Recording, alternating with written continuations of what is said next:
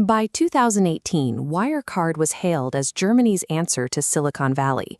As a premier firm for online payments, they had secured a spot on the DAX 30, joining the ranks of the country's most valuable and respected corporations.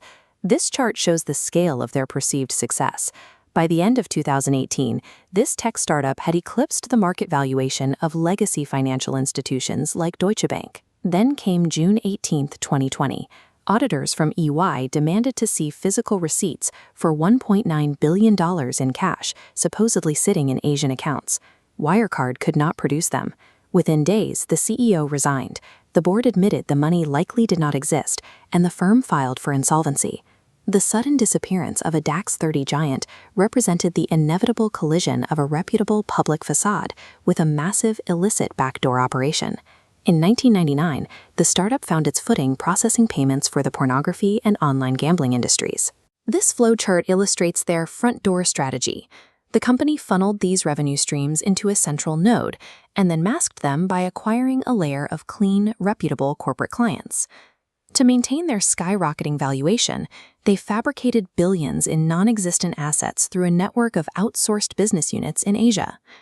Back in Munich, CEO Markus Braun maintained the illusion, playing the role of an untouchable, brilliant tech visionary. But Financial Times journalist Dan McCrum started digging into the math of those Asian accounts, and the numbers refused to add up. Wirecard did not answer McCrum with financial data. Instead, they aggressively attacked their critics, knowing that a transparent audit would expose the intelligence network hidden behind the payment processing. The man officially in charge of the Asian business was Chief Operating Officer Jan Marsalek.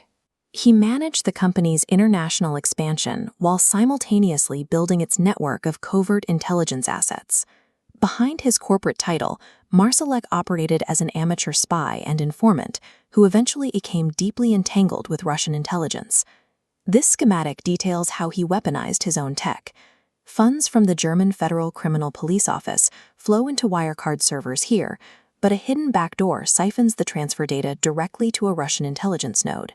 He also moved money to finance Russian operations in active conflict zones, including supporting the paramilitary Wagner Group. When reporters got too close to the missing billions, Marsalek hired a ring of Bulgarian gangsters to tap their phones and intimidate them. The missing 1.9 billion euros effectively masked these operations.